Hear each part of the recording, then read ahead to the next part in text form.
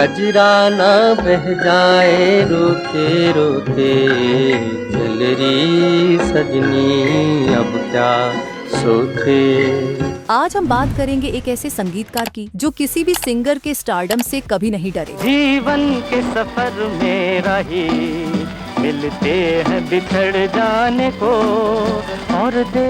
मोहम्मद रफी हो, किशोर कुमार या मन्ना डे, उनके लिए सबसे जरूरी था म्यूजिक की सच्चाई। दम से गए हम दम के लिए, हम दम की कसम, हम दम न मिला दम। नाम है SD बर्मन और किस्सा है 1960 की सुपरहिट फिल्म बम्बई का बाबू का, जिसमें सिर्फ एक गाने के लिए उन्होंने जो फैसले लिए वो आज भी म्यूजिक इंडस्ट्री में मिसाल माने जाते हैं। तो चलिए आज के इस खूबसूरत सफर में हम जानते हैं कि कैसे एक बैकग्राउंड गाने ने रच दिया इतिहास और कैसे 12 साल बाद एक सिंगर ने अपने हुनर से सबका दिल जीत लिया। नमस्कार दोस्तों, आप देख रहे हैं 7 एनियाज रिवाइंड, जहां हर हफ्ते हम लाते हैं सिनेमा की उन भूली बिसरी कहानियों को जो आज भी दिल छू जाती हैं। तो अगर आप भी हमारे चैनल पे नए हैं तो चैनल को सब्सक्राइब करके बेल आइकॉन प्रेस जरूर से कर दें। तो चलिए शुरू करते हैं। दोस्तों, हिंदी फिल्म इंडस्ट्री में एक म्यूजिक डायरेक्टर ऐसा भी हुआ करता था जो किसी भी सिंगर के रुतबे से कभी नहीं डरता था। चाहे सामने किशोर कुमार हो, मोहम्मद रफी, मुकेश, हेमंत कुमार, तलत महमूद या मन्ना डे, ये शख्स अपने फैसलों में हमेशा अडिग रहता था। बात हो रही है महान संगीतकार SD बर्मन की। SD बर्मन अपने म्यूजिक को लेकर इतने पक्के थे कि वो कभी किसी सिंगर की मर्जी के आगे नहीं झुकते थे। उनके लिए सबसे जरूरी होता था गाने की जरूरत और उसका एहसास। हमने तो जब कलियां मांगी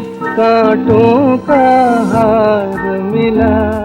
जो सही लगे वही करते। अब इसी बात से जुड़ा एक दिलचस्प किस्सा सुनिए। ये बात है 1960 की, जब देवानंद की फिल्म बम्बई का बाबू बन रही थी। इस फिल्म में लीड रोल में थे देवानंद और सुचित्रा सेन और डायरेक्शन संभाल रहे थे राज खोसला। उस वक्त फिल्म की म्यूजिक कमान थी SD बर्मन के हाथों में। देखने में भूला है दिल का सलोना, बम्बई से आया है। और उन्होंने एक ऐसा फैसला लिया जिसने सभी को चौंका दिया था। इस फिल्म में देवानंद के लिए आवाज दे रहे थे मोहम्मद रफी साहब। जी हाँ, उस दौर के सबसे चहेते और बेहतरीन सिंगर, जिनकी आवाज में जादू था। तुम्हारी खता खुद सजा हो गई और जिनके बिना फिल्मी म्यूजिक अधूरा सा लगता था। कौन है जो सपनों में आया, कौन है जो दिल में समाया।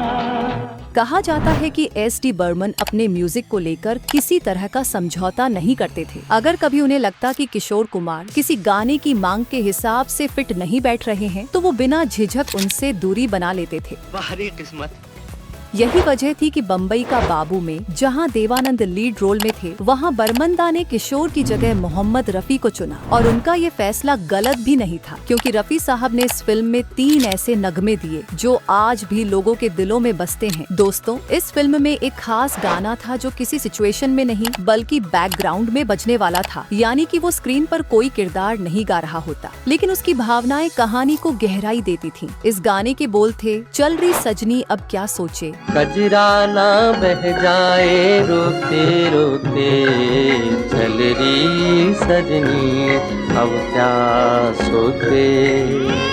और इसे लिखा था मशहूर गीतकार मजरूह सुल्तानपुरी ने। कहा जाता है कि जब इस गाने की आवाज को लेकर चर्चा चल रही थी, तब बर्मन के बेटे राहुल देव बर्मन ने सुझाव दिया कि इस सॉन्ग को हेमंत कुमार से गवाया जाए, लेकिन बर्मनदा ने बेटे की बात को ठुकरा दिया। उनका साफ कहना था कि हेमंत कुमार की आवाज अब पहले जैसी गहराई और दम नहीं रखती और इस गाने की सेंसिटिविटी के लिए एक ताज़ा और असरदार आवाज की जरूरत है। इसके बाद किसी ने मन्ना डे का नाम आगे रखा, ये सोचकर कि उनकी क्लासिकल पकड़ और सॉफ्ट टोन इस गाने के लिए सही बैठ सकती है। लेकिन SD बर्मन ने इस सुझाव को भी ठुकरा दिया। उनका मानना था कि चल रही सजनी की जो मेलोडी और फील है उसमें मन्ना डे की आवाज फिट नहीं बैठेगी, वो उस धुन का मिजाज नहीं बना पाएंगे। इसके बाद तीसरा नाम सामने आया, तलत महमूद का।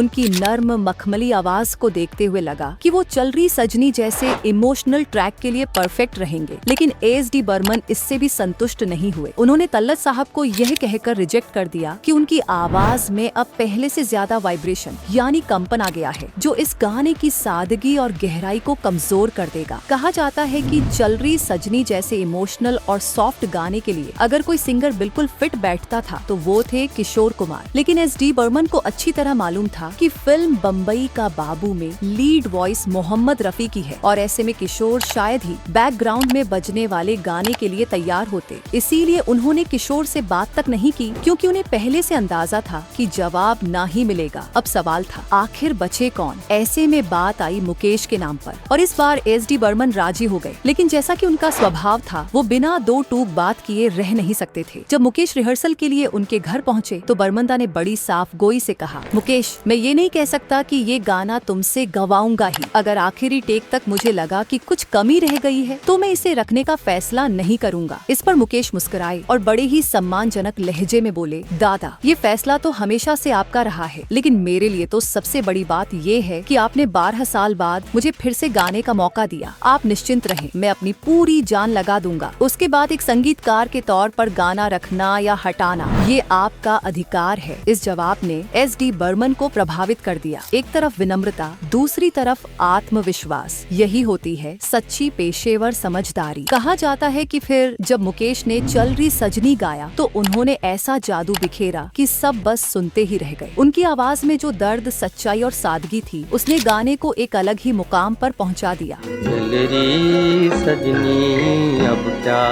सोचे। वो एक रिहर्सल नहीं बल्कि ऐसा परफॉर्मेंस बन गया जो सीधे दिल को छू गया और एस.डी. बर्मन को भी मानना पड़ा कि उन्होंने बिल्कुल सही सिंगर चुना था। तो दोस्तों, ये थी कहानी उस गाने की जिसने न सिर्फ दिलों को छुआ बल्कि ये भी साबित कर दिया कि असली कला कभी दबती नहीं, बस सही वक्त का इंतजार करती है। एस.डी. बर्मन की सच्चाई, मुकेश की विनम्रता और उसे गाने की गूंज आज भी हमें सुनाई देती है। अगर आपको ये कहानी पसंद आई हो तो 7 एनियाज रिवाइंड को जरूर सब्सक्राइब करें, वीडियो को लाइक करें और कमेंट में बताएं कि आपको इस किस्से का कौन सा हिस्सा सबसे ज्यादा दिल छू गया। मिलते हैं अगली बार एक और भूली बिसरी याद के साथ। तब तक के लिए नमस्कार।